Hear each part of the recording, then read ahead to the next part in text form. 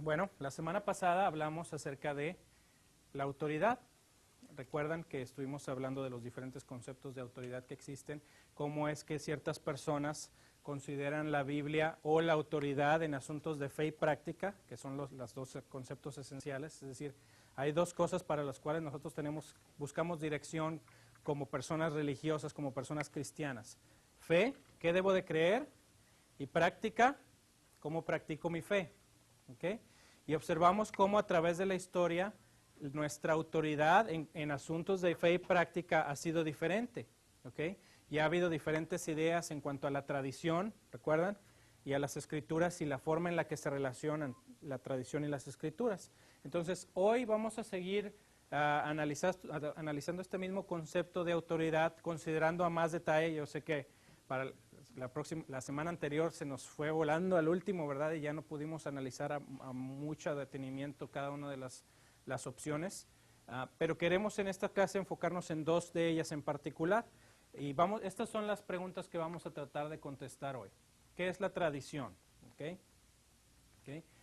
Dos, ¿por qué rechaza la Iglesia Católica el concepto de la sola escritura de la que hablamos que surgió en la Reforma? ¿Recuerdan?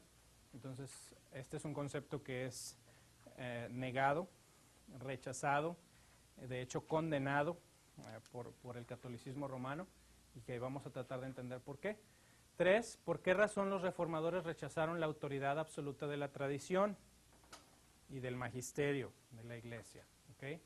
Cuatro, ¿se debe de culpar al concepto de la sola escritura de la división en la Iglesia protestante? Este fue uno de las cosas que los católicos dijeron que iban a suceder. Si tú permites que la escritura sea la autoridad final e infalible, entonces vas a causar división en la Iglesia. ¿Okay? Entonces vamos a ver si esto es cierto o no. ¿Okay? 5, tratar de un poco analizar la idea de que acaso no puedo simplemente estudiar la Biblia por mí mismo y dejar que el Espíritu Santo me guíe a toda verdad. Es decir, no necesito ningún maestro. ¿A poco no puedo nada más agarrar mi Biblia y yo solito y encontrar la verdad? Vamos a tratar de ver si esto es congruente con el concepto de autoridad que podemos discernir en la historia de la Iglesia, y más adelante veremos en cuanto a lo que la misma Escritura enseña. ¿Okay? Entonces, estas son algunas. 6, ¿es acaso peligroso el concepto de la sola Escritura? ¿Okay? Es peligroso tener este concepto de la autoridad. ¿Okay? Vamos a analizar esto. Entonces, repasando nada más, la semana anterior vimos que había 5 diferentes formas de considerar de responder dónde está la autoridad para un cristiano, ¿okay? A través de la historia. La primera era la sola eclesía. ¿Qué era la sola eclesía? ¿Dónde está la autoridad? En la iglesia. Es decir, la iglesia tiene la posibilidad de tener la tradición no escrita, que es el intérprete único y final de lo que la Escritura enseña. Lo máximo en la sola eclesía es, la autoridad máxima es el magisterio. ¿Okay? Este cuerpo de personas, encabezado por el Papa, que decide la tradición viva, que interpreta las Escrituras y que nos da la verdad de qué es lo que debemos de creer y cómo debemos de vivir. ¿Okay? Esa es la sola eclesía. Esa también se llamaba la teoría de la doble fuente de autoridad, ¿verdad? En la sola eclesía hay dos fuentes, la tradición y las Escrituras. Pero la tradición es suprema, ¿verdad? Porque es quien interpreta, ¿okay?, el significado verdadero del contenido de las Escrituras. ¿Okay? 2, la prima escritura. ¿Recuerdan qué era esta?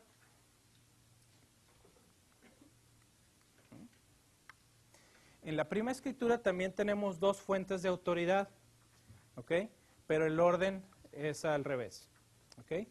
También se le da valor a la tradición y se acepta como autoridad a través de la historia, pero las escrituras son las que dicen y determinan si la tradición que proclamamos es verdadera o no.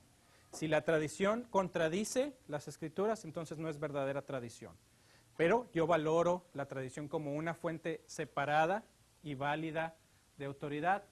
3 es la que dedicamos un poco más de tiempo y se le llama la regula fidei. ¿Okay? Y en esta decíamos, ¿qué cosa?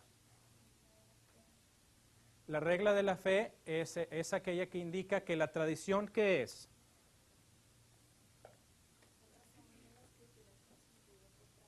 Ok, entonces es el resumen de la escritura, que es en su mayor parte verbal, pero es igual a la escritura, en pocas palabras. No existen dos fuentes de verdad, hay una sola fuente, pero esta fuente a veces está escrita y a veces es verbal. ¿Okay? Pero cuando es verbal, esta fuente autoritaria verbal que tenemos en la tradición no es más que un resumen de lo que está escrito. Entonces es lo mismo nada más que en resumen y en forma verbal. ¿Okay? Entonces esa era la regula fide. La cuarta es la sola escritura. ¿Y qué decía esta? ¿Okay? La autoridad máxima, la única autoridad infalible y suprema es la escritura. ¿Okay? ¿Sí? La tradición tenía un valor mientras estuvo en la formación del canon, ¿okay? Pero una vez terminado el canon de las escrituras son la autoridad suprema e infalible. ¿Okay? No se menosprecia a la autoridad, pero no se le da valor por encima de las escrituras. ¿Okay? ¿Cuál es la diferencia entre la sola escritura y la solo escritura? Ok, el solo es una aberración, es una distorsión de la sola escritura, es esta idea de que no existe, que yo no necesito absolutamente nada más que la pura Biblia. ¿Okay? ¿Se acuerdan cómo sacábamos del escenario de la verdad todas las fuentes y nomás dejábamos la Biblia ahí? ¿Okay? En la sola escritura no sucede esto, la escritura es primaria, es nuestra fuente primera y nuestra única fuente infalible, pero tenemos otras fuentes ahí como la tradición, la razón, ¿okay? Las emociones y otras cosas. En la sola escritura es la persona que dice, yo no considero absolutamente nada. Mis emociones no afectan, mi razón no afecta, las en cuenta, lo único que necesito es la Biblia. Y decíamos que esto es una falacia, ¿verdad? Eso es una buena idea, pero no es imposible. Eso no es cierto, o sea, no funciona. ¿Ok? Entonces aquí está, la sola eclesía, la tradición representada por la autoridad magisterial, ahí subrayen eso, la autoridad magisterial o el magisterio de la Iglesia Católica Romana es infalible e igual a la Escritura como base de doctrina. Es la autoridad final en todo asunto de fe y práctica, ya que debe definir e interpretar a la Escritura. ¿Okay? Ahí está la clave. O sea, las dos son valiosas. La Escritura es valiosa en la sola eclesía, pero no es valiosa por sí misma. Si lo único que tienes es la Biblia, no puedes tener la verdad. ¿Okay? Porque necesitas que alguien la interprete. Y necesitas que ese alguien sea alguien que pueda interpretarla oficialmente. O sea, que tenga la autoridad para interpretarla correctamente. ¿Okay? Entonces, por esa razón, la tradición es suprema en la sola eclesía, porque es quien define e interpreta la Escritura. ¿Sí? Entonces, la Escritura depende de la tradición. La Escritura depende del magisterio y el sentido o el significado que el magisterio le dé. ¿Okay? Entonces, los adherentes a esta idea de la autoridad son los católicos romanos y el nombre alternativo es la teoría de la doble fuente. Ya hablamos de esto. Entonces, ahora vamos a considerar por un momento, bueno, y esto es muy importante, ¿ok? Muchas veces tenemos la tendencia a pensar de que la gente cree esto y que la gente que cree esto no tiene razón de ser. ¿Verdad? O sea, ¿cómo es posible que puedan creer esto? Es ilógico. ¿Verdad? A veces pensamos que las personas que afirman una idea como esta no piensan. ¿Okay? Y eso no es cierto. ¿Okay? Queremos que consideren primero que las personas que creen de esta manera lo creen porque tienen ciertas razones. ¿Okay? Entonces no vamos a decir, estás mal y punto. No queremos hacer eso. Vamos a tratar de analizar las razones que ellos dan y luego vamos a tratar de considerarlas a la luz de la Escritura, ¿okay? Y a la luz de la misma razón, ¿okay? La historia también. ¿Okay? Entonces primero vamos a hablar de qué argumentos existen para decir que la tradición es suprema sobre la Escritura, que aquello que ha sido transmitido verbalmente y que interpreta lo escrito es más importante. ¿Okay? Entonces vamos a ir viéndolas una por una. La primera razón que las personas que afirman esta idea tienen para afirmar así, dicen, es que las Escrituras claramente dicen que Cristo hizo muchas otras cosas que no fueron registradas por escrito. Es decir, lo que tenemos en la Biblia, aunque es mucho de lo que Cristo hizo, no es todo. Y lo que nos falta está en la tradición verbal. ¿Ok? Entonces, hay algunos pasajes como estos. ¿Va? Juan 21 dice, Jesús hizo también muchas otras cosas, tantas que si se escribiera cada una de ellas, pienso que ni en el mundo entero cabrían los libros que se escribieran. Entonces aquí Juan está diciendo que no registró todo lo que Cristo hizo. Este es un argumento que se utiliza para decir, hay más cosas que debemos de saber que no se registraron en las Escrituras y que las sabemos solamente por tradición oral. ¿Ok? ¿Está bien? 2. Los escritores del Nuevo Testamento hablan claramente acerca de la importancia de la tradición. ¿Ok? Y entonces vamos a ver algunos ejemplos. Segunda de Tesalonicenses 2:15, fíjense cómo dice. Así que, hermanos, sigan firmes y manténganse fieles a las enseñanzas.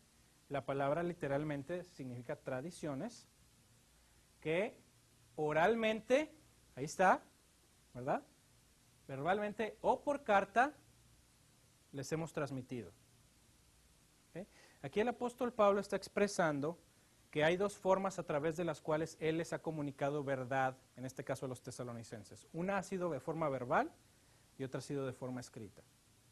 Entonces, las personas que afirman la teoría de la doble fuente, ¿okay?, afirman que en esta tradición oral se contienen enseñanzas que no están incluidas en ninguna parte de la tradición escrita. ¿Sí está claro? ¿Sí? ¿No? ¿No? Ok. Entonces tenemos dos formas de tradición y de información para nuestra fe, de acuerdo a esta teoría de la sola eclesía, ¿verdad? Una es verbal, que es la tradición, que es lo que le llamamos la tradición, ¿ok? Y la semana pasada le decíamos la tradición 2, ¿recuerdan? Que es una enseñanza diferente de la Escritura y con un contenido distinto, ¿ok? No es nada más una repetición de la Escritura como en la regula fidei, sino es más, o sea, es un contenido extra, pero nada más es verbal, ¿sí?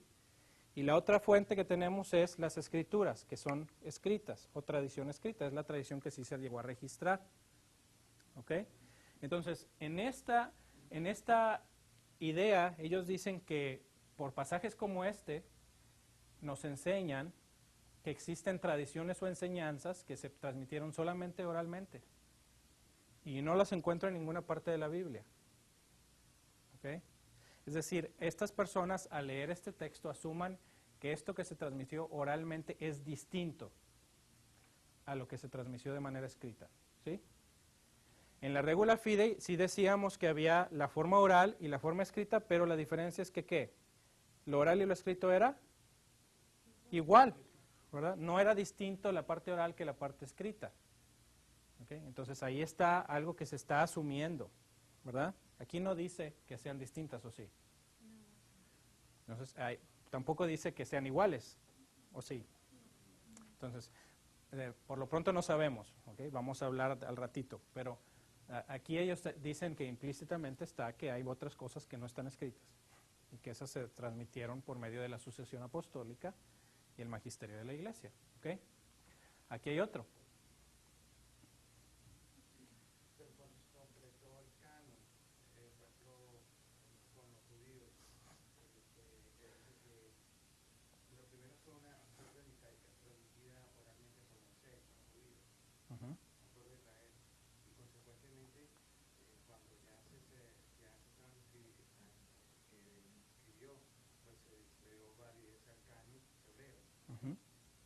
Así es.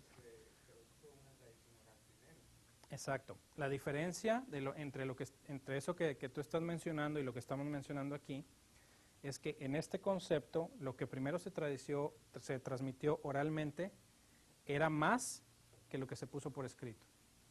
Vamos a decir que yo tengo 10 enseñanzas de doctrina, del 1 al 10. Y por cierta cantidad de años yo transmito verbalmente, porque nadie se ha puesto a escribir, esas 10 tradiciones. ¿Ok? Pero pasa el tiempo y entonces un día alguien se siente a escribir, pero cuando escribe nada más escribe 5. Esa es la idea detrás de esta sola eclesía. En que lo que estaba transmitido oralmente era más, tenía contenido extra que no estaba escrito, pero que era verdadero. ¿Sí? En la idea que tú estás mencionando es más parecido a la regula fidei, es decir, yo tenía 10 que no estaban escritas, los 10 mandamientos, vamos a decir, no habían sido puestos por escrito, pero el día que se pusieron por escrito, ¿cuántos se pusieron? 10. Entonces, lo oral y lo escrito era lo mismo. Pero en este caso no es así. La tradición contiene información extra que no está en ninguna parte escrita. ¿Sí? Decíamos que de hecho se le llama la tradición viva porque puedes írsele agregando información, ¿okay? Como por ejemplo los dogmas marianos, ¿se acuerdan? Hablamos de eso. O la infalibilidad papal y todas estas cosas, ¿okay?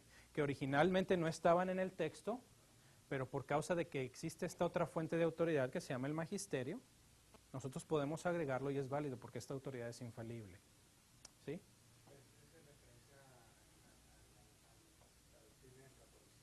Así es. Así es.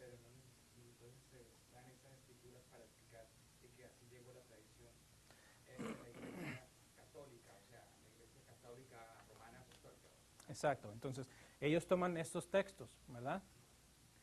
¿Okay? Pero no necesariamente esa tradición de información extra es correcta. No, entonces no hemos llegado ahí, ¿verdad? Tengan un poquito de paciencia. Lo que estamos tratando de hacer es defender el punto de vista de la sola eclesía. ¿Okay? Ahorita estoy hablando como si fuera un católico romano, que estoy tratando de defender esta idea. ¿Okay? Dejen las piedras ahí abajo. No. Sí, ¿verdad? Sí, no, ese es el título común a todas las slides, ¿verdad? Entonces, no, estamos en esta parte aquí. Aquí. Todos estos que vamos a ver, en sus notas está muy claro porque están todos indentados, ¿verdad?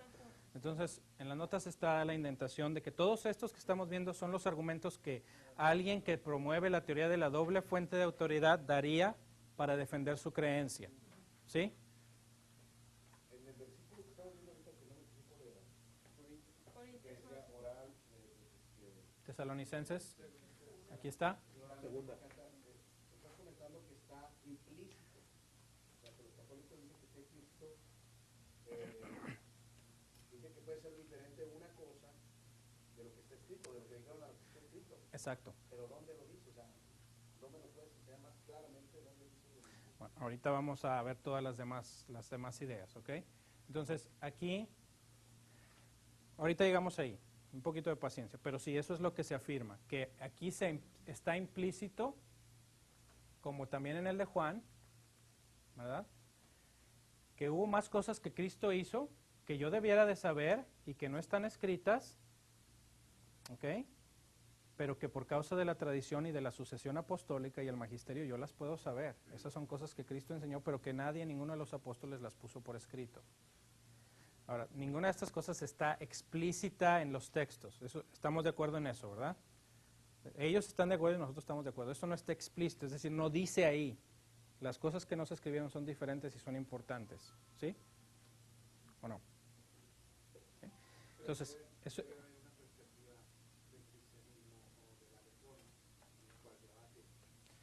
Sí, allá vamos a llegar. Okay. Todavía no llegamos ahí. Ahorita vamos a tratar de responder a cada uno de estos. ¿Okay? Entonces, así es. Entonces, ya llevamos 3. Otro sería este.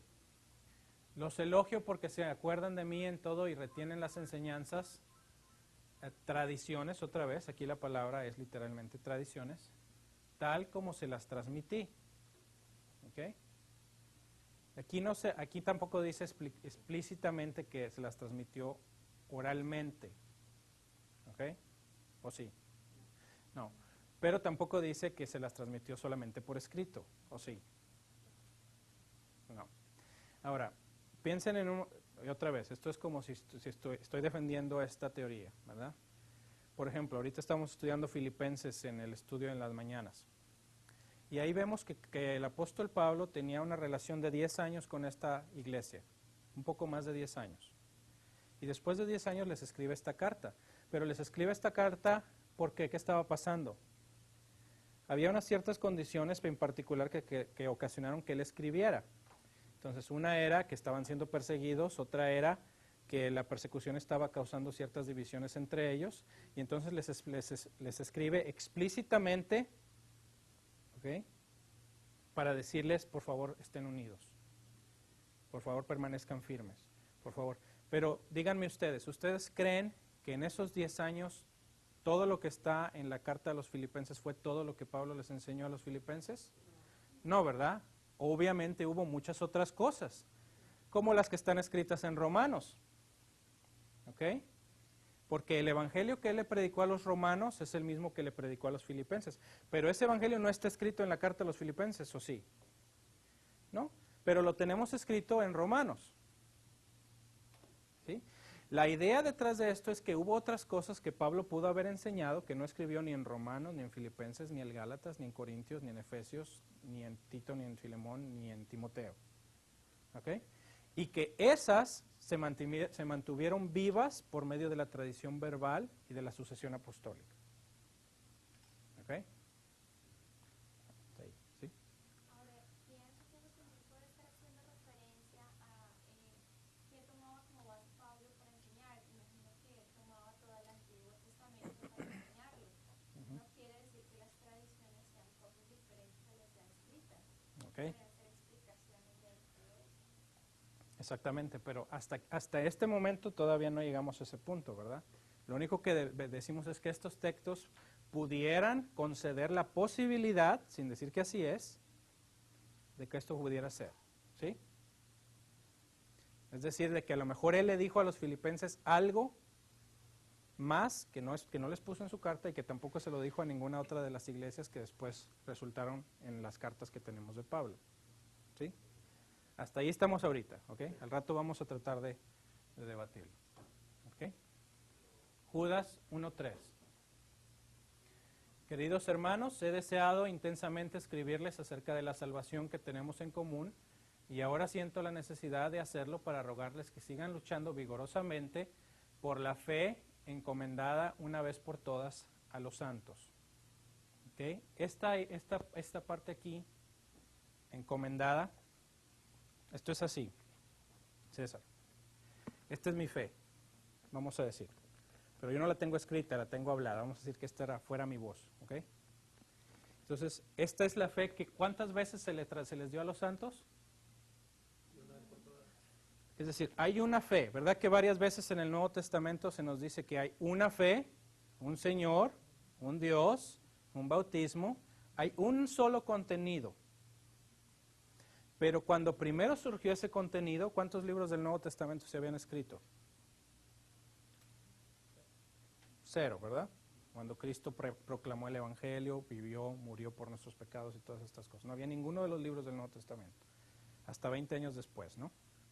Entonces, durante todo ese tiempo, esa sola fe es lo que se le conoce como el depósito de la fe. Vamos a decir que este es el depósito. ¿Cómo se transmitía? ¿Ok? Entonces, esta fe, esta idea de encomendarla es cuando yo estoy ya por morir, cuando yo ya estoy por terminar mi carrera y yo la paso. Y la palabra literalmente en inglés es handed over. Es decir, es como yo la tengo y se la dejo a alguien más y se la confío. Ahí te la dejo, transmítela. Entonces él sigue su proceso y él la pasa. Pero ¿cómo se pasaba? Oral. Entonces, aquí, y cuando leemos muchas de las porciones del Antiguo Testamento, muchas de las otras no estaban escritas, ¿verdad? Se pasaban orales, ¿sí? Entonces, la idea aquí es que todas esas que se pasaban orales, no todas terminaron escritas en papel, ¿sí? Esa es la idea. Claro. Pero, o sea, suena un poco tonto, ¿no? Pero como jugar al teléfono sin fe. Bueno. La pasa y al final llega un mensaje diferente. Ahorita vamos a llegar ahí, ¿verdad? Pero aquí entra la idea de la inspiración y de la infalibilidad. ¿Ok? Si estas personas que fueron señaladas por Dios para ser apóstoles y profetas, la pregunta clave, y al rato, no hoy, pero en una de las próximas clases vamos a hablar de la inspiración. Cuando estos apóstoles hablaban, eran inspirados. Díganme ustedes. ¿Cuando hablaban eran inspirados? Sí, Yo creo que sí. el 100% del tiempo. ¿Puedo yo hablar infaliblemente? ¿Seguros? Me llamo Carlos. ¿Me equivoqué? No. Fue infalible, ¿no? No soy infalible siempre, pero sí puedo hablar infaliblemente. ¿Ok? En ratos, ¿verdad? Ya sabe. No, así es, en ratos.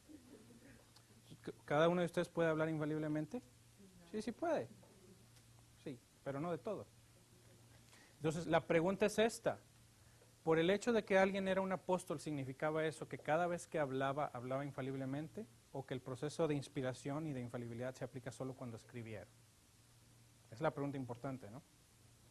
Porque, por ejemplo, tenemos, ¿cuántas cartas de Corintios tenemos en el Nuevo Testamento?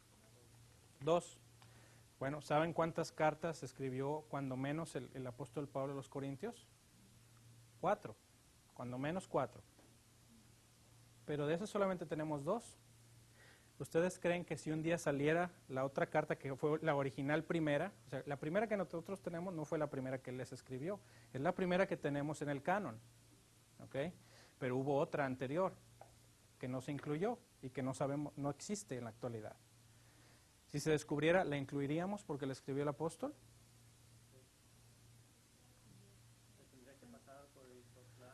Vamos a ver el proceso, ¿verdad? Entonces, esa es la pregunta clave. Es decir, ¿el apóstol cada vez que hablaba, hablaba infaliblemente e inspirado? ¿O eso solamente se aplica para cuando escribió? Este concepto de la tradición indica que la infalibilidad era posible en la forma verbal. ¿Ok? Vamos a ver si hay evidencia para eso. Al rato vamos a hablar de eso. Pero hasta ahí, ¿está claro eso? Entonces, otra vez, entonces la idea de la transmisión, muchas veces esa transmisión era verbal, no era escrita. ¿Okay? 3. Cristo otorgó autoridad infalible sobre la iglesia a los apóstoles y a sus sucesores. La sucesión apostólica, esta es la idea de la sucesión apostólica. Siendo otorgada la máxima autoridad en la iglesia a Pedro y sus sucesores, el papado o el trono de Roma. Vamos a ver. Juan 20. Este es Cristo hablando a los apóstoles. A quienes les perdonen sus pecados les serán perdonados. ¿Alguna vez han escuchado este texto? A quienes no se los perdones o se los retengan, dice la Reina Valera, les serán retenidos, no les serán perdonados. La teoría de la doble fuente dice que esta autoridad se otorgó no solamente a los apóstoles, sino a sus sucesores. ¿Okay? Ahorita vamos a ver si esto es cierto. Pero esto es muy importante. Durante todo el tiempo en el cual no existía el Nuevo Testamento en forma escrita, la autoridad estaba señalada en ¿quiénes? En los apóstoles, ¿verdad? Aquellos que habían sido designados por Dios, por Cristo específicamente. ¿Okay? Y ellos tenían autoridad personal. ¿Okay? Su autoridad no estaba en el escrito, estaba en la persona, porque todavía no escribía nada. ¿Sí está claro eso? ¿Sí? ¿Están de acuerdo con eso? ¿Sí?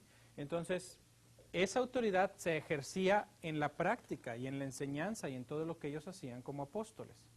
La pregunta, porque la afirmación aquí es que esta autoridad que se le otorgó primero a los apóstoles fue pasada, igual que la tradición, a la hora de él encomendar a otra persona en su lugar para que se quedara responsable de las iglesias. Y esa es la idea esencial de la sucesión apostólica.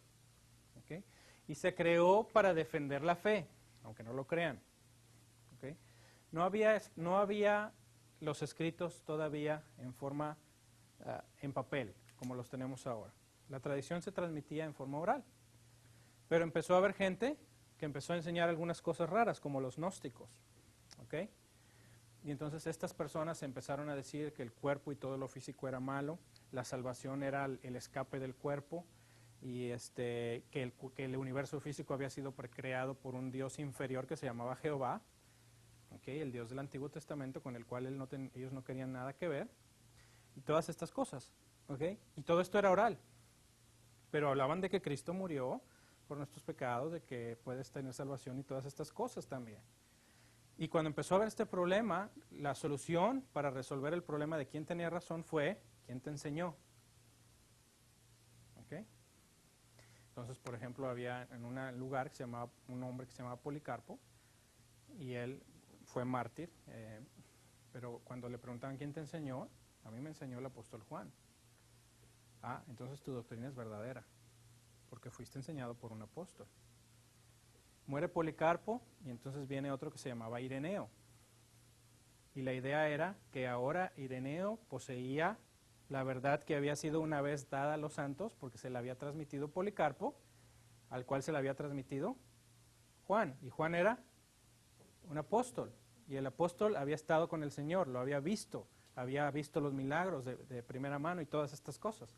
Entonces, esa es la idea de la sucesión apostólica. Entre tanto no tengamos los escritos, ¿en quién vamos a confiar? En la autoridad de aquellos que están conectados con los apóstoles. ¿Okay? El problema es si, otra vez, la pregunta clave es lo que tú dijiste, Gerardo. ¿Este sistema se garantiza que sea infalible, sí o no? ¿Okay? Entonces vamos a hablar de eso. ¿Okay? Aquí hay otro. Les aseguro que todo lo que ustedes aten en la tierra quedará atado en el cielo, y todo lo que desaten en la tierra quedará desatado en el cielo. ¿Es cierto esto de los apóstoles, sí o no? ¿Quién lo dijo? ¿Quién lo dijo? Cristo, ¿verdad? Jesucristo. Entonces, si Dios les dijo que esto era así para los apóstoles, sí era. Bueno, encontramos aquí la idea de la sucesión apostólica, esa es la pregunta. ¿Okay? ¿Podían los apóstoles, con la autoridad que tenían, transmitir esta misma autoridad que Cristo les había dado a ellos personalmente a sus sucesores? ¿Sí o no? Esa es la pregunta. ¿Okay? Es decir, esta autoridad se les dio a los apóstoles, ¿verdad? Y a los apóstoles se les encomendó que ellos transmitieran la fe. La pregunta aquí sería que si esta autoridad que se les dio a los apóstoles, ellos la podían delegar. Es decir, yo ya me voy a morir, yo Juan ya me voy a morir, tú Policarpo te encargo. ¿Ah? Y entre las cosas que te encargo, todo lo que ates será atado en la tierra será atado en el cielo, y lo que desates será desatado. La pregunta es si eso es posible. Es decir, si después de los primeros apóstoles hubo una segunda generación de apóstoles, ¿sí? Una tercera generación de apóstoles, una cuarta generación de apóstoles, que tenían la misma autoridad que los apóstoles originales. Esa es la pregunta, ¿no? ¿Sí? Vamos a hablar de eso. Pero este es el argumento, eso es lo que ellos dicen. De aquí encontramos que esto se transmitió más adelante. ¿Cuál es la respuesta a esta pregunta? Ahorita vamos a llegar ahí. Ahorita nada más estamos viendo lo que es la perspectiva de la sola Iglesia, y luego la vamos a tratar de refutar. ¿Okay? Y de ahí se toma entonces la Iglesia Católica para Así es. De ahí se toma, sí. Sí, esta es la perspectiva católica romana. ¿Okay? Las dos fuentes de autoridad, la verbal y la autoridad escrita. ¿Okay? Mateo 18, tú, Simón, hijo de Jonás, le dijo Jesús, porque eso no te lo reveló ningún mortal, sino mi Padre que está en el cielo. ¿Qué es eso? La declaración de Pedro de tú eres el Cristo, el Hijo del Dios viviente, ¿verdad? Yo te digo que tú eres Pedro, y sobre esta piedra edificaré mi iglesia, y las puertas del reino de la muerte no prevalecerán contra ella. Te daré las llaves del reino de los cielos. Todo lo que ates en la tierra quedará atado en el cielo, y todo lo que desates en la tierra quedará desatado en el cielo. La idea de la teoría de la doble fuente es que sin nosotros tener el registro en la Escritura, esta autoridad se transmitió verbalmente a los sucesores de Pedro. ¿Okay? ¿Dónde llegó a estar Pedro en las iglesias que se llegaron a formar en la historia del Nuevo Testamento? ¿Dónde finalmente quedó Pedro? En Roma. ¿Dónde murió Pedro? En Roma. ¿Dónde murió Pablo? En Roma. Entonces la idea es que verbalmente ellos transmitieron esta autoridad a los sucesores de ellos. Y aquí el Señor dice que Pedro en particular. Y entonces esta es la idea de que la sucesión apostólica es la que sigue a los sucesores de Pedro. ¿Ok? Entonces cuando hablamos del trono de Roma y del trono pontificio ahí en el Vaticano, este se llama el trono de Pedro, así se llama. Porque en él están sentados aquellos que son sucesores directos de Pedro, a los cuales él les transmitió la autoridad que recibió del Señor. ¿Pero cómo se las transmitió? ¿Verbal? ¿Okay? 4. Sin la declaración infalible de la Iglesia, no habría forma de saber qué libros pertenecen al canon de la Escritura. Esta es otra. ¿Okay? ¿Qué vino primero, la tradición oral o la escrita? La oral. Entonces, ¿quién decidió que cuando se empezó a transmitir en forma escrita la tradición oral, cuál era la verdadera tradición escrita que venía de la verdadera tradición oral? Ellos dicen que la Iglesia, la declaración infalible de la Iglesia es que la que definió cuáles libros debían de formar parte del canon. ¿Okay? Ese es el argumento. ¿Sí? Es decir, la Iglesia está arriba y el canon está abajo. La Iglesia está arriba, o el magisterio, o la tradición verbal, y las escrituras, la tradición escrita está por debajo. Porque estas fueron definidas o escogidas por la Iglesia y el magisterio. Esa es la idea. ¿Okay? Esta es una de las afirmaciones de más peso, ¿okay?, que tienen los católicos romanos. ¿Okay? Tengo un amigo que hace tiempo, un buen creyente, bien estudioso y de veras, muy, muy aplicado en la forma en la que él trabaja, pero de las pocas veces que nos comunicamos, una de las veces, esta fue la pregunta que él me lanzó. ¿Cómo puedo yo confiar en un canon que fue definido por la Iglesia? No significa eso que la Iglesia es más importante que el canon. Esa fue su pregunta. Porque si es así, ¿quién manda, la Iglesia o el canon? La Iglesia, ¿verdad? Pues, vamos a ver. 5. Sin la autoridad infalible de la Iglesia se dividiría irremediablemente en asuntos de fe y moral. Esto no sería la Iglesia de Cristo, la Iglesia que Cristo convenció. Esto fue lo que dijeron en la historia, en la época de la Reforma. Si tú, Martín Lutero, pones la Iglesia en las manos de todas las personas y las dejas que cada una la interprete, sin tener una autoridad que les diga que las están interpretando correctamente, la Iglesia se va a dividir irremediablemente. ¿Tenía razón? Pregunto. En cierto punto sí, ¿verdad? ¿Se dividió, sí o no? Sí. Entonces, lo que ellos querían evitar era esto. Entonces, lo que tenemos que tener es un cuerpo oficial reconocido de gente que son los únicos que saben verdaderamente cómo interpretar, y nada más ellos. Por esta razón, la escritura no se ponía en el lenguaje común. Por siglos no se pasó al lenguaje de la gente, siempre estaba solamente en latín, para evitar que la gente la anduviera malinterpretando. ¿Okay? No solamente la escritura, fíjense en la época del siglo IV, cuando vino la diferencia en cuanto a si Dios era un Dios trinitario y si Cristo era verdaderamente Dios o no. Uno de los obispos de la iglesia en aquel entonces se llamaba Arrio, y él era el que decía que no, que Cristo era la primera criatura creada. Finalmente se juntó el concilio de Nicea, decidieron en ello que las escrituras enseñaban que no, que Cristo era uno con el Padre y que eran el mismo Dios, y se declaró la doctrina trinitaria. ¿Y saben qué hizo Arrio?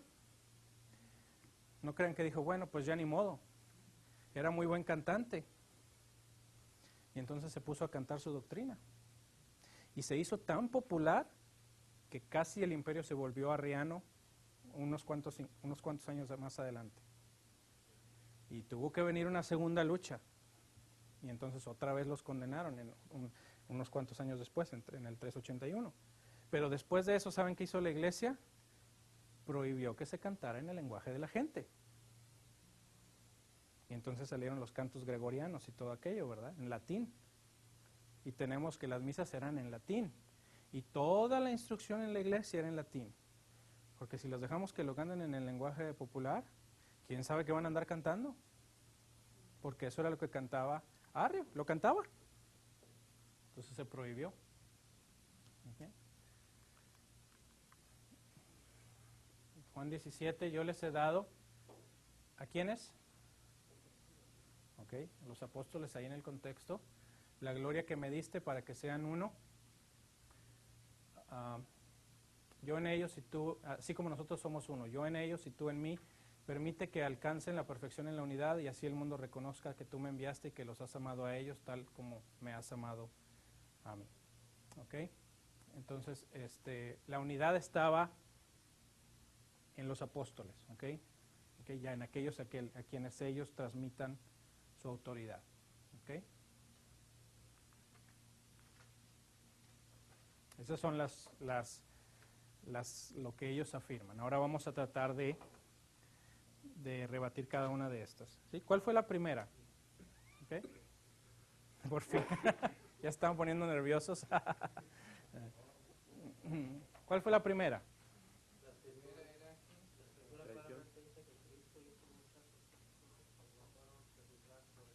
Ok. Es decir, que la tradición oral tiene más contenido que la tradición escrita, ¿verdad? Entonces, aquí esto es lo que diríamos. Es claramente evidente que la Biblia no registra todo lo que Jesús dijo e hizo, claro, ¿verdad? No tenemos todo, cada minuto de la vida de Jesús. La intención de Juan al mencionar a sus lectores esto no es motivarles a que ellos descubran la tradición no escrita para aprender de ella otras cosas. ¿Okay? Eso no significa que lo que Juan está diciendo es que hay que buscar más, porque él no escribió todo. ¿Okay? Lo que él desea es que ellos sepan que aquello que ha sido registrado contiene suficiente información para llevar a una persona a la salvación. Es decir, ¿por qué no escribió todo lo que pudo haber escrito el apóstol Juan? Porque no era relevante cuál era su propósito, escribir aquello que era necesario que nosotros supiéramos para saber cómo podemos ser salvos. Entonces, eso es lo que tenemos escrito contiene suficiente información para llevar a una persona a la salvación. ¿Por qué no escribió el apóstol Juan que el Señor Jesús comió pan un día y al día siguiente no comió pan, sino que comió maíz, ¿verdad? Y al otro día comió otra cosa y luego volvió a comer pan? Quisiéramos tener el menú de todos los días de Cristo, por ejemplo. No es relevante para nuestro propósito. ¿Cuál es el propósito de las Escrituras? Hacernos sabios para la salvación, dice en Timoteo, ¿verdad? Entonces, si aquello que yo no que Juan no lo registró porque no era importante para ese propósito. ¿Okay? No quiere decir que lo que me está diciendo, hay más por ahí, búscalo. ¿Ah? Entonces, no hay razón para pensar que la gente necesita conocimiento exhaustivo de todo lo que Cristo dijo o hizo, ¿verdad que no? No. ¿Cuántas veces se bañaba en la semana? ¿Qué relevancia tiene para la salvación? Esa es la pregunta. ¿Okay? Entonces, aquí está la clave. La Biblia no es historia exhaustiva. Subrayen eso. Es más, no nada más la Biblia, ninguna historia es historia exhaustiva, ¿verdad? Si fuera exhaustiva, tomaría exactamente el mismo tiempo o más que lo que tomó en los acontecimientos, ¿o no? ¿No? Entonces, ninguna historia es exhaustiva. Y la historia de la Biblia en particular es una historia teológica. Lo que nos está tratando de decir es nada más lo que necesitamos saber para poder ser salvos. ¿Sí? Entonces, y eso es lo que dice ahí. Jesús hizo muchas otras señales, etcétera, etcétera, pero estas se han escrito para que ustedes crean que Jesús es el Cristo, el Hijo de Dios, y para que al creer en su nombre tengan vida. ¿Qué clase de vida nos enseñó en Juan? Vida eterna, ¿verdad? ¿Okay? Entonces, ahí está. Entonces, esto es lo que dice John MacArthur. Dice, la sola escritura no afirma que todo lo que Jesús y los apóstoles hicieron y enseñaron ha sido preservado en la escritura. Eso no dice la sola escritura. ¿Okay? Solo significa que todo lo necesario, es la clave, todo aquello que gobierna nuestras conciencias y todo aquello que Dios demanda de nosotros nos ha sido dado en la escritura. En otras palabras, si no se puso por escrito, no era indispensable. Si no se puso por escrito, no era necesario. En el concepto de la sola eclesia es, no. Yo siempre puedo encontrar más revelación en la tradición viva que me describe casos y ocasiones en las cuales yo necesito información nueva que no puedo encontrar en la Biblia. ¿Ok? 2. El Nuevo Testamento verdaderamente habla respecto a la importancia de la tradición, porque si dice, ¿verdad?, la tradición oral, leímos esos textos, ¿no? Pero la tradición a la que se refiere en estos pasajes es el mensaje del Evangelio que fue eventualmente registrado en el Nuevo Testamento, o la regula fidei, es decir, aquello que primero había sido puesto por escrito, los apóstoles se aseguraron de, aquello que primero había sido anunciado verbalmente, se aseguraron de que hubiera quedado por escrito. ¿Sí? Si era importante y yo ya se los dije verbalmente, ¿okay?, ahora vamos a ponerlo por escrito para que quede claro, y que no haya duda. ¿Sí? Exactamente. Sí, otro ejemplo, 1 Corintios 15. ¿Se acuerdan cuando dice, Pablo describe ahí la esencia del Evangelio en los primeros versículos de 1 Corintios 15 y les dice, ¿ok?, porque primeramente recibí lo que también os he enseñado. ¿Cuándo se los enseñó? Verbalmente. Antes de escribirles la carta ya se los había dicho. ¿Sí? ¿Y qué era eso? Que Cristo murió por nuestros pecados conforme a las Escrituras y que fue sepultado y que resucitó al tercer día conforme a las Escrituras. Pero ¿es la primera vez que se los decía? No, ya se los había dicho, nada más que ahora lo puso en la carta. ¿Sí? Entonces, no hay razón para creer que los escritores del Nuevo Testamento estaban hablando de alguna tradición no escrita, infalible, separada del mensaje del Nuevo Testamento, y que dicha tradición debía ser transmitida por medio de una sucesión ininterrumpida de obispos a través de las edades. No dice en ninguna parte que tal tradición verbal se transmitió nada más verbalmente sin nunca tener que ponerla por escrito. ¿Va? ¿Sí? Entonces, ¿y por qué fue así? Y aquí está el problema de la pregunta que mencionamos. ¿Okay? ¿Es la tradición verbal infalible al infinito? ¿Podía ser posible continuar transmitiendo solamente verbalmente de manera eficiente y sin error la verdad? No, ¿verdad? Y el ejemplo, eso no lo dice la Biblia, ¿ok? ¿Estamos de acuerdo? No lo dice. ¿Sí? Pero lo tenemos el ejemplo muy claro en la historia de la Iglesia. Y fue lo que dio, de hecho, lugar al desarrollo del concepto de la regula fidei, de la que ya hablamos, en la que dijimos que en la regula fidei, tradición es igual a escritura, nada más que la verbal es un resumen de la escrita. ¿Sí? Entonces, ¿qué pasó en la historia? ¿Se acuerdan que decíamos que primero la línea continua significa que era solamente así? Es decir, al principio solamente había tradición no escrita, solamente por voz. Y no había tradición escrita, ¿verdad? Por algunos años no hubo ningún libro del Nuevo Testamento. Poco a poco empezaron a surgir, ¿sí? Entonces, esta tradición que era verbal, poco a poco se fue poniendo por escrito. Y se fue añadiendo, y se fue añadiendo, y se fue añadiendo, hasta que llegó a estar toda ella por escrito. ¿Sí? Eso no significa que dejó de transmitirse oralmente, porque la mayoría de las gentes, para empezar, no sabían leer. Segundo, la mayoría de las gentes no tenían Biblia. La mayoría de las iglesias no tenían todos los libros de la Biblia, cuando menos hasta el año 367. ¿Okay? Y mucho más, sin lugar a duda. Hasta la época de la imprenta era carísimo tener un libro propio. Había que copiar la manita, ¿va? Entonces no era fácil.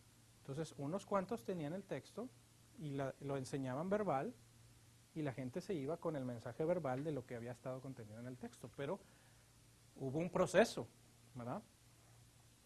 Pero ¿qué surge? En medio de ese proceso, ¿qué pasa? Surgen los gnósticos. Y empiezan a enseñar verbalmente algunas cosas que empezaron a sonar medio raras. Como eso de que el Dios del Antiguo Testamento no era el mismo del Nuevo Testamento. El Jehová del Antiguo Testamento era una deidad mala, ¿okay?, que había creado el mundo físico, que era desagradable, en el cual los espíritus de las personas estaban encarcelados, y la salvación era salir del cuerpo. ¿Okay? Entonces cuando empiezan a surgir estas ideas verbales, empiezan a ver, ¿cómo estuvo eso? ¿De dónde sacaste eso? ¿Quién te lo enseñó? ¿No? Y empezaron a hablar de la sucesión apostólica, pero no funcionó por mucho tiempo, porque luego la gente empezaba a inventar que yo fui apóstol de no sé quién, de no sé quién, de no sé quién, hasta que llegó a Cristo. ¿Ok? Y entonces, ¿qué pasa? Hay que encontrar cuál es el canon. Y entonces vino el proceso de definición del canon. Curiosamente, la primera persona que escribió un canon se llamaba Marción, y su canon no tenía el Antiguo Testamento. No tenía ninguna epístola más que las de Pablo, y no tenía ningún evangelio más que el de Lucas y solamente pedazos. Pero empezó este proceso de decir, a ver, ¿dónde está la verdadera tradición? Y se empezó a hablar de esta idea de la regla de la fe. ¿Okay? Y vamos a encontrarla, ¿dónde está? ¿Okay? Y ahorita vamos a ver algunos ejemplos de ella. Entonces, ese fue el primer, lo que causó que dijeran la traducción verbal ya no es confiable. Hay que ponerla por escrito, porque ya estamos nos metiéndonos con el teléfono descompuesto. ¿Verdad? Entonces, empieza esta idea de que la tradición no escrita se vuelve dudosa, y entonces se empieza a depender totalmente de las escrituras. ¿Ok? Entonces, la ortodoxia comienza a ser restablecida de acuerdo a la regla de la fe. Y entonces había ciertas enseñanzas esenciales, bien identificadas, que debían de ser parte de la tradición. ¿Cuáles creen que estarían ahí? ¿Okay? ¿Qué cosas esenciales creen que se debían incluir? Si este es un verdadero libro, si esta es una verdadera enseñanza cristiana, tiene que tener estas ideas. Cristo es Dios. ¿Qué más? Sí. Murió verdaderamente, ¿verdad? Los gnósticos decían que Cristo no murió, parece, ¿okay? Que resucitó, ¿okay? Que el Espíritu, ¿okay? Que Dios es uno, que Dios creó todas las cosas, ¿okay? Que Cristo se hizo humano, que nació de la Virgen María, todos los esenciales. ¿Saben dónde están esos? En el credo de Nicea. Uno lee el credo y son los 12 artículos esenciales a la fe. ¿Okay? Y se empezaron a buscar que estos estuvieran siempre ahí. Si alguien negaba que Cristo verdaderamente había padecido y derramado su sangre para poder salvarnos, esa no era una fe verdadera, no estaba conforme a la regla de la fe. Entonces, si lo oigo o lo veo escrito, no lo quiero. Porque esta es la verdadera fe transmitida por los apóstoles. ¿Sí? ¿Sí? Entonces, hubo una... ¿Sí? Exacto. En un sentido muy real, la esencia de la ortodoxia estaba alrededor del Evangelio. Cristo murió por nuestros pecados, fue sepultado y resucitó al tercer día. Eso era la esencia. Es bien interesante, les invito a que, ¿cuánto creen que les tomo de una sentada? A lo mejor menos, pero vamos a decir que una hora. Los invito a que un día, domingo o un lunes o el día que tengan libre, se sienten y lean el libro de los Hechos y encuentren cada vez que describe qué era lo que predicaban. Y no les voy a decir, pero siéntense y encuéntrenme qué es lo que dice cada vez. Y predicaban y a ver qué predicaban. Y entonces quiero que encuentren qué tan diverso es el mensaje. Y van a ver que siempre es el mismo, siempre. Y no estaba muy rebuscado. ¿Okay? Pero ese mensaje esencial es el que querían encontrar en la regla de la fe. ¿Okay? Entonces ya a partir de cierto momento la escritura ya se terminó, la comunicación oral, y se dependió puramente de la escritura. Y no solamente de la escritura en su forma inspirada, sino en el resumen de la escritura y de su contenido en forma de los credos. ¿Okay? Entonces a partir del cuarto siglo tenemos dos declaraciones esenciales, la del Concilio de Nicea y la del Constantinopla, y en el quinto siglo la declaración de Calcedonia, que nos dan lo que es la esencia de la fe en cuanto a quién es Dios, quién es Cristo y cómo se obtiene la salvación. ¿Okay? Pero quedó por escrito también. Y cada vez que había un pleito se juntaban y vamos a ponerlo por escrito. Y este es el credo. ¿Okay? Entonces, 3, La creencia de que existe un linaje de sucesión apostólica que incluye autoridad absoluta e infalible no es sostenible. En ninguna parte dice eso, que la tradición se transmitió. ¿Sí? Entonces, vamos a ver las razones. Una, todos reconocen que Pedro y los apóstoles recibieron la autoridad y dirección para enseñar la verdad. Sí, ¿verdad? Lo vimos, ¿verdad? Que Cristo se las entregó.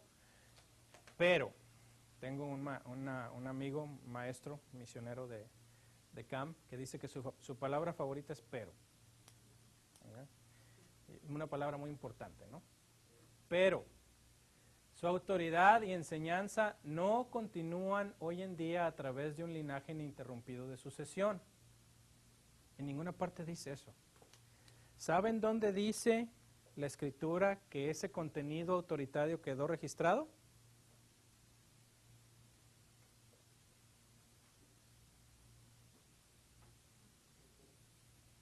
No, ninguno de nosotros tenemos a Pedro y a Pablo y a Juan por aquí, ¿verdad? Pero ¿podemos saber cuál era la esencia de su mensaje? ¿Sí? ¿Preguntándole a un sucesor? No. Aquí se puso. ¿Ok? Entonces, esta es la clave. En ninguna parte se dice que aquello que su autoridad y lo que ellos enseñaban se transmitió oralmente. Pero sí se dice, y se afirma en diferentes porciones, y al rato lo vamos a ver cuando hablemos del canon en las próximas clases, ¿sí?, que sus enseñanzas quedaron registradas por escrito. ¿Ok? Entonces, su autoridad se transmitió no en forma personal, sino en forma escrita, objetiva. En un principio sí. Tenemos dos casos muy claros en el canon del Nuevo Testamento. ¿Ok? En el Nuevo Testamento, y luego lo vamos a ver a más detalle, dos de las características que había que tener para que un libro se incluyera en el canon es que fuera un escrito o profético, escrito por un verdadero profeta o por un apóstol. Ahora díganme ustedes, ¿Lucas fue apóstol? ¿Marcos fue apóstol? Ah, no. Pero en estos casos, estos eran dos personajes que estaban relacionados y trabajaban muy de cerca con los apóstoles. Entonces llevaban autoridad apostólica, aunque no eran ellos apóstoles. ¿Ok? Entonces, ese es un caso en el que ellos, un compañero, al estar en contacto con el apóstol, fue el que finalmente lo registró. ¿Ok? Pero tenía el aval, por decirlo así, del apóstol mismo. ¿Sí?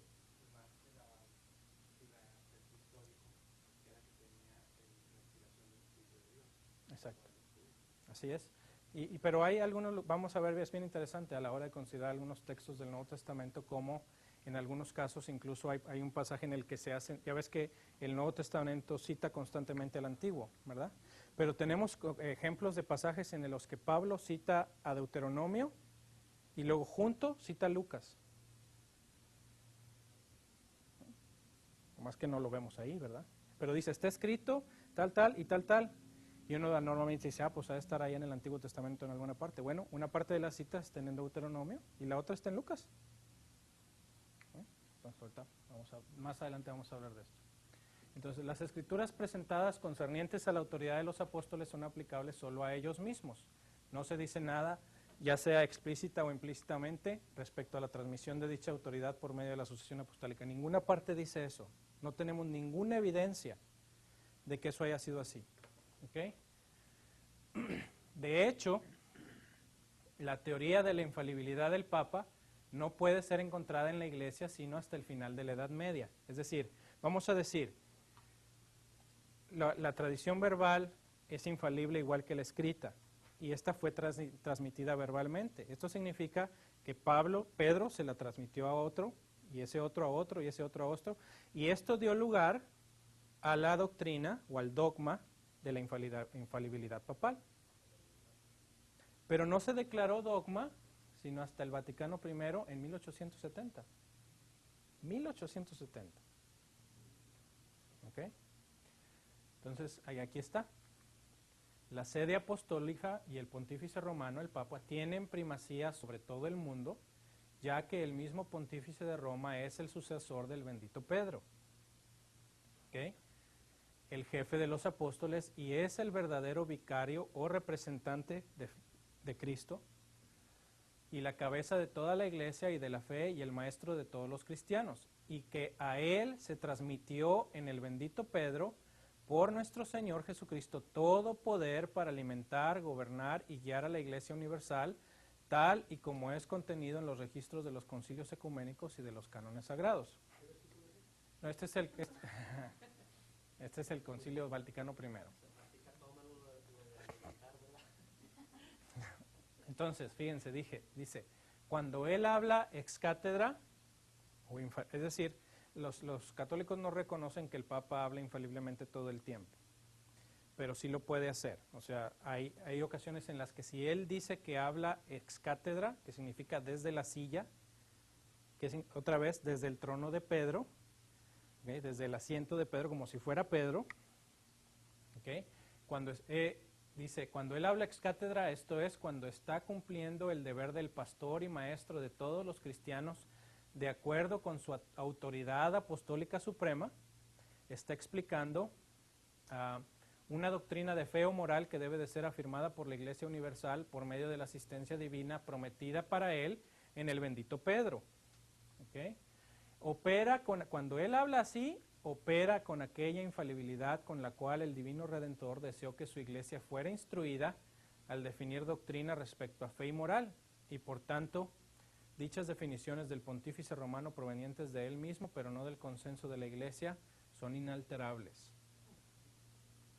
¿Okay? Hasta donde yo sé, solamente desde que fue declarado infalible el Papa, solamente una vez ha dicho que ha hablado infaliblemente. ¿Okay?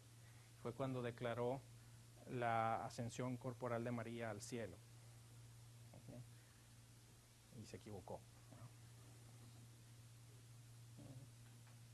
Entonces ahora si uno visita allá a Israel, puede visitar la iglesia del sepulcro de María y puede visitar la iglesia de la ascensión de María. ¿Ah? Y el dogma ahora declara la ascensión de María sin morir. Pero todavía uno puede visitar la iglesia de la tumba. ¿No?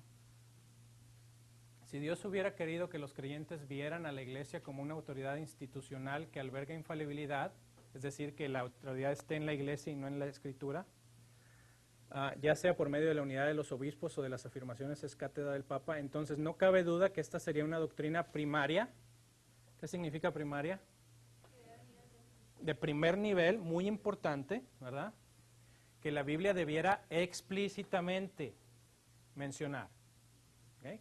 Pero aún y cuando las Escrituras contienen muchas oportunidades para enseñar esto, ya sea por medio del ejemplo del libro de los Hechos o a través de la instrucción explícita de las epístolas pastorales, tal enseñanza es inexistente. Es decir, si esto fuera algo tan importante, es crítico. Si esta debiera ser nuestra fuente de verdad, es crítico que sepamos. Y nunca dice, aunque hubo muchas oportunidades de expresarse. Entonces, si es tan importante, ¿cómo es que no se mencionó? ¿Okay?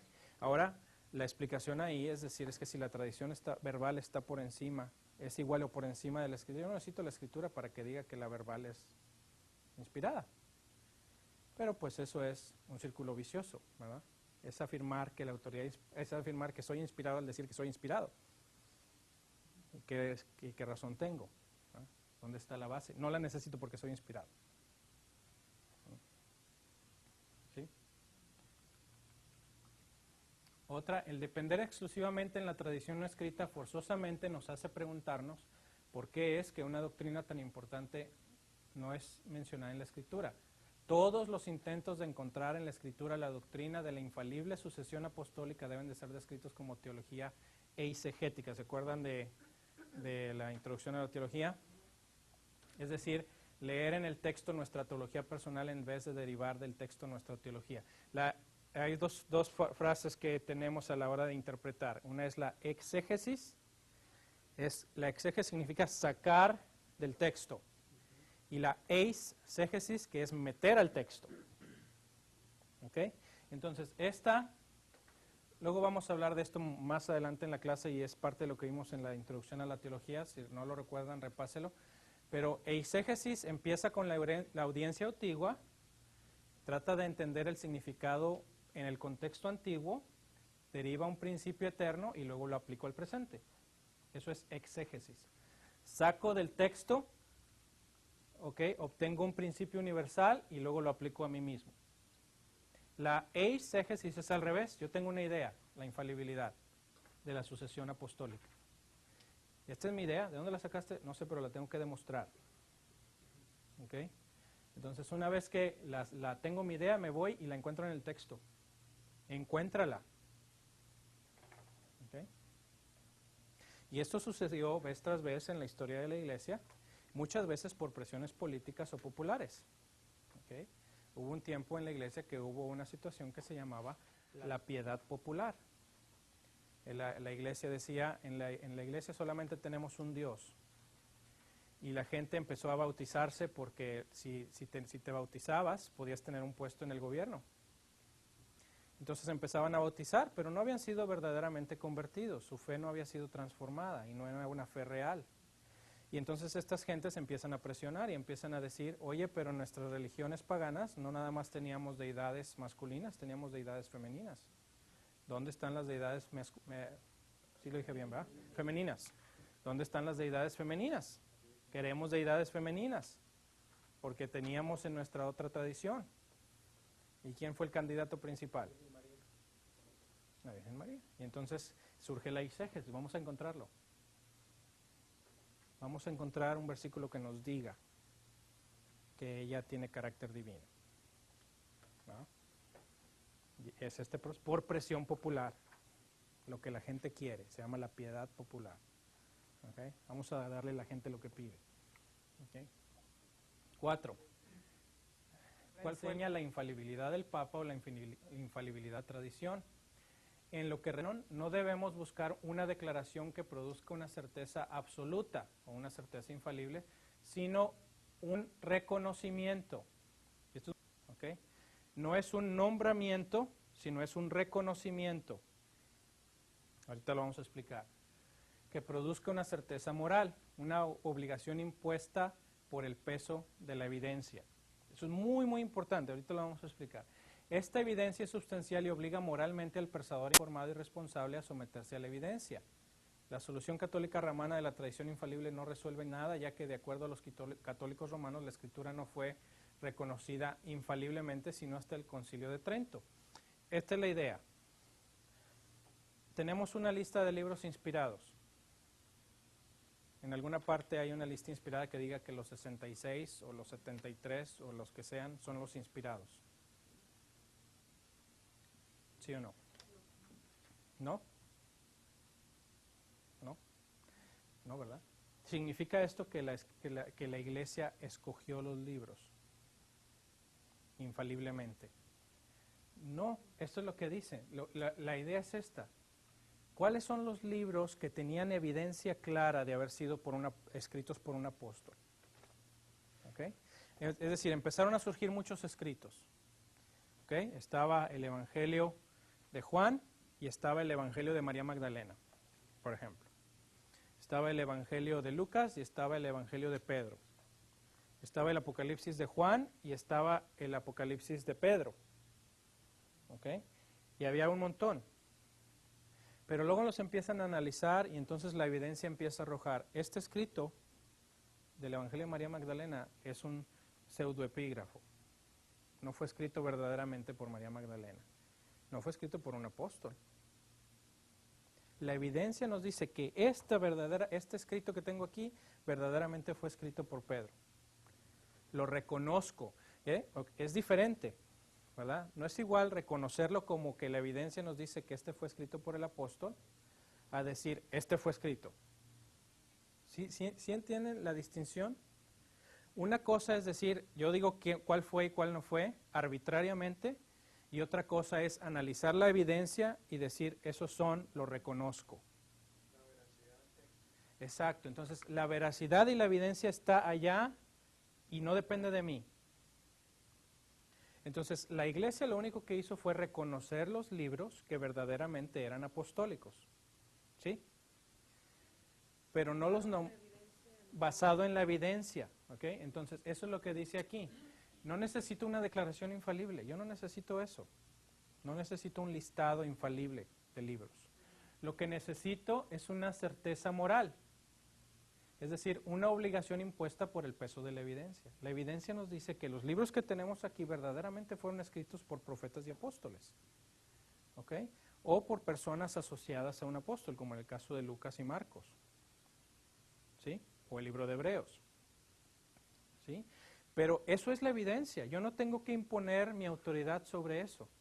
Lo único es que digo, estos son los textos que reconozco que así es, fueron escritos por un apóstol, y simplemente admito que esos son los verdaderos libros.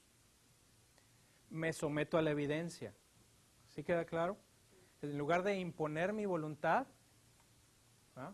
No es un dedazo, pues. ¿Ah? No estoy nomás escribiendo, este sí, este no, este sí, este no, este sí. Exacto. Y luego lo vamos a ver cuando lleguemos a la canonicidad. ¿Okay? ¿Cuáles fueron los criterios? ¿Sí? Entonces, pero yo no tenía la autoridad para decir cuáles eran, ¿no? Lo único que fue es observé la lista de todos los libros que había por ahí y entonces la evidencia me dijo cuáles eran los que eran verdaderamente apostólicos. Y entonces esos los reconocí. ¿Sí? Y entonces la idea es, si lo que se necesitaba fuera una declaración infalible, ya nos amolamos porque no hubo declaración infalible hasta 1546 en el Concilio de Trento. Antes de eso no había ninguna lista infalible, ninguna. ¿Ok? Entonces no necesitábamos una lista infalible, lo que necesitamos es una certeza moral, que la evidencia sea clara. ¿Sí? 5. La cuestión de la unidad debe responderse de muchas maneras distintas. La idea de que si proclamamos la sola escritura vamos a dividir a la iglesia, ¿verdad? Dijimos eso. Entonces, la unidad por la cual Cristo oró no fue una unidad absoluta en cuanto a credo, sino una unidad ontológica funcional. Es decir, cuando él decía, yo quiero que ellos sean uno, no estaba hablando de que tuvieran un credo 100% igual en todos los aspectos. ¿Ok? Es decir, la Biblia no dice que la iglesia tenga que ser un cuadro de cierto tamaño, con cierto color en los baños, ¿verdad? Y con lo que les decía en la clase anterior, decía que iglesias se han dividido por el color del baño, ¿verdad? Entonces, no hay una declaración inspirada que nos diga, las iglesias cuando las construyan deben de ser así. ¿Verdad? Y no es de lo que estaba hablando Cristo, de lo que él estaba hablando era de que él quería que fueran uno, ¿sí? De un mismo pensamiento, de una misma, es una unidad de ser, ¿ok? Que la iglesia fuera una en su unión con Cristo. ¿Okay? Y esta fue lograda en Pentecostés cuando el Espíritu Santo bautizó a todos los creyentes en un solo cuerpo. Entonces, la unidad está en el ministerio del Espíritu Santo que une a todos los creyentes a un mismo cuerpo.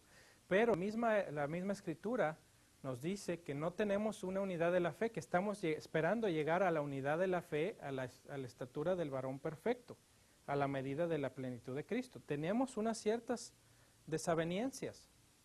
Y pareciera que estas desavenencias son permitidas por Dios porque son las que nos forzan a definir nuestra doctrina con claridad. Cuando no hay desavenencias era lo que pasaba en la iglesia. Por ejemplo, hay gente que dice, la doctrina de la Trinidad no fue enseñada por la iglesia en el principio. ¿Okay? Y no, sí era expresada con ese término. Y no había necesidad porque no había surgido personas que la anduvieran negando. Además de que los andaban persiguiendo y matando por todas partes. Pero llega un momento que llega la paz y entonces alguien empieza a decir que Cristo no es Dios. Entonces ahora sí hay que definirlo. ¿Ven? Y entonces viene el concilio y se define. ¿Okay? Pero la unidad la produce Dios mismo por su Espíritu y no es necesaria la unidad en cuanto a credo en todos los aspectos. Sí hay cosas que son esenciales, ¿verdad? Ahorita vamos a mencionar algunas. Vamos a ver este otro punto. Dice, existe sin embargo un credo básico, como el credo de Nicea, como el credo de Niceo-Constantinopolitano, ¿verdad? O la declaración de Calcedonia, luego vamos a hablar de esas.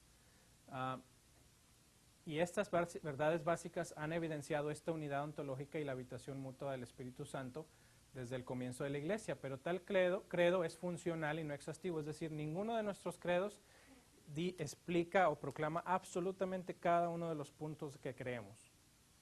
Son solamente un resumen. Pero sí tienen lo esencial, que ya lo mencionamos. ¿Se acuerdan? Les pregunté qué pondrían. Que Cristo murió por nuestros pecados, que Él era Dios, que es uno con el Padre, que envió al Espíritu que resucitó. Esos son los esenciales. ¿Okay? Entonces, esa es la función del credo. ¿Okay? Definir qué es lo que tenemos en común. ¿Okay? ¿Qué es lo que si alguna persona no lo tiene, entonces yo no lo puedo llamar cristiano? Bueno, una de las cosas es que si él dice que Cristo no es Dios, yo no lo puedo llamar cristiano. ¿Ah? Pero si bautiza así en lugar de asá, ¿ah? ¿Lo puedo llamar cristiano, sí o no? ¿Es esencial o no? ¿Okay? Entonces ahí es la diferencia, ¿verdad? La Iglesia nunca ha tenido una unidad absoluta de credo en cada doctrina, y de hecho no debemos esperar tal unidad hasta que Cristo venga, porque ahora vemos de manera indirecta y velada como en un espejo, 1 Corintios 13. De hecho, puede argumentarse que las intenciones de Dios han sido el mantener a propósito una tensión respecto al credo dentro de la Iglesia, de forma que la comprensión pueda ser maximizada, lo que les mencionaba, ¿verdad? Cuando hay una cierta desaveniencia, esto nos forza a analizar más detenidamente y a clarificar aún más nuestras creencias. ¿Okay? ¿Okay? También debe enfatizarse que desde la perspectiva de una persona externa, el catolicismo es simplemente una denominación entre muchas. Entonces, si la idea es, bueno, es que van a dividirla, bueno, pues podemos considerar que una de las divisiones es el mismo catolicismo romano, ¿no? Entonces, no es que, siempre la tendencia es decir, yo soy el único y todos los demás están mal. ¿Okay? Pero no, si uno lo ve desde afuera, dice, pues todos son diferentes sabores, incluido el catolicismo romano. ¿Okay? Entonces, esa no es una objeción. 5 minutos más tienen. ¿Okay? No obstante, esto no es una excusa para la falta de unidad práctica en las iglesias protestantes. Es decir, en un sentido, el catolicismo romano, cuando definió esto de que si proclaman la sola escritura van a dividir la iglesia, tenía razón. ¿No? En un sentido sí tenía razón. Se estima que en la actualidad hay alrededor de unas 33,000 denominaciones. ¿Okay? Por el 98 salió una edición de la revista Moody que decía que ahora la marca de la iglesia era la división y no la unidad, cuando la intención de Cristo era la unidad. Y el artículo estaba muy, muy interesante porque al final decía, lo más probable es que en el tiempo en el que usted trató en leer este artículo se surgieron otras 2 o 3 denominaciones nuevas. Y de seguro por una muy buena razón. Es decir, siempre hay una razón para dividirse en lugar de buscar la unidad. Entonces, es cierto, ¿sí? No es una excusa para falta de unidad la práctica en la iglesia. Todos debemos buscar ser ejemplos de lo que verdaderamente somos, es decir, el cuerpo unificado de Cristo. ¿Okay? Entonces, ¿qué creencias tenemos en común? Y ahí léanlas en su casa, pero hay muchas. ¿No? No todos estamos en común, pero estas son de las esenciales, ¿verdad? El practicar el bautismo, la creencia en la moralidad, la justicia de Dios, la creencia en que Dios creó todas las cosas, etc. Todas estas cosas son esenciales y son comunes a los cristianos. ¿Ok? Creencia en al menos 66 libros inspirados. Aquí vamos a llegar a la parte del canon. Al menos, ¿verdad? Entonces, ahora vamos a ver en favor de la sola escritura, y en realidad esto nada más es el contrario de lo que hemos estado hablando, ¿sí? No tenemos que dar mucho detalle en esto porque lo hemos estado defendiendo al tratar de refutar la idea de la sola eclesía, ¿sí? Entonces, la escritura habla de su propia suficiencia, tanto implícita como explícitamente. Dijimos que de la tradición nunca se dice que es inspirada, pero de la escritura vez tras vez encontramos. ¿Ok? Entonces aquí está, ¿verdad? Toda la escritura es inspirada por Dios y útil para enseñar, para reprender, para corregir y para instruir en la justicia a fin de que el siervo de Dios esté enteramente capacitado. Si la escritura no fuera suficiente y necesitáramos más, aparte de ella, tradición verbal, no pudiera decir aquí que uno pudiera estar enteramente capacitado solamente con lo escrito. ¿Están de acuerdo? Porque si necesito más que lo escrito, entonces esto no es suficiente. ¿Sí? La escritura es suficiente para la santificación y únicamente las escrituras proceden del aliento de Dios. La palabra inspirada, toda escritura es inspirada por Dios, es esta idea de que las escrituras fueron por Dios. Esa es la palabra. Es como si su aliento fue el que las produjo. ¿Ok? Y eso nunca se dice de la tradición verbal, solo de lo escrito. Eso es muy importante. Salmo 119 es otro ejemplo. Vez tras vez tras vez, dice ahí 178 veces declara que la Biblia es la palabra de Dios. ¿Okay? Y esto nunca se dice de la tradición, solamente de lo escrito. ¿Okay? En fin, lean todos estos pasajes, ¿no? Además, la Escritura explícitamente afirma que nadie debe añadir o quitar algo a la palabra de Dios.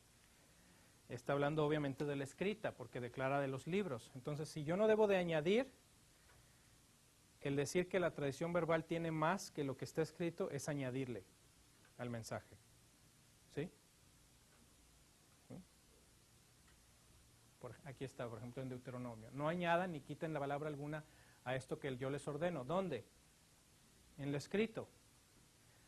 Pero si yo digo que necesito otra tradición verbal que no está incluida aquí, ¿qué estoy haciendo?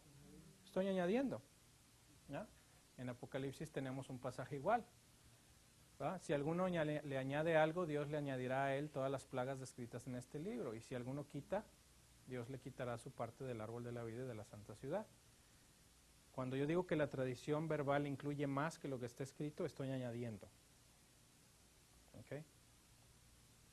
Entonces, esta es la declaración protestante por excelencia en cuanto a la suficiencia de la Escritura. Todo el consejo de Dios, ¿cuánto? Todo tocante a lo necesario para su propia gloria y para la salvación, la fe y la vida del ser humano, consta expresamente en la Escritura, o de ella puede deducirse por buena y necesaria consecuencia. Jamás deberán añadírsele ni nuevas revelaciones del Espíritu ni tradiciones humanas. La confesión de fe.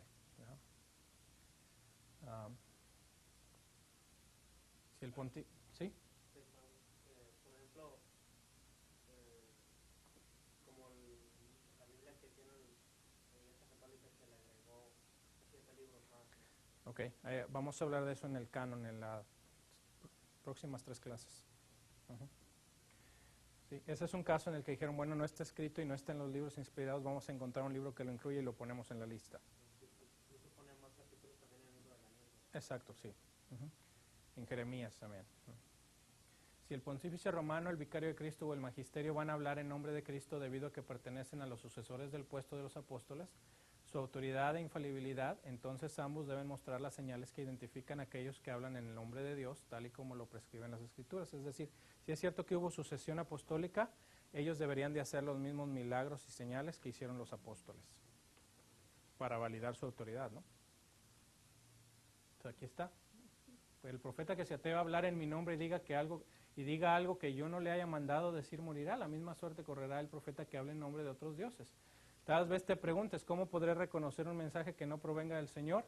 Si lo que el profeta proclama en nombre del Señor no se cumple ni se realiza, será señal de que el mensaje no proviene del Señor. Ese profeta habrá hablado con presunción, no le temas. ¿Ok?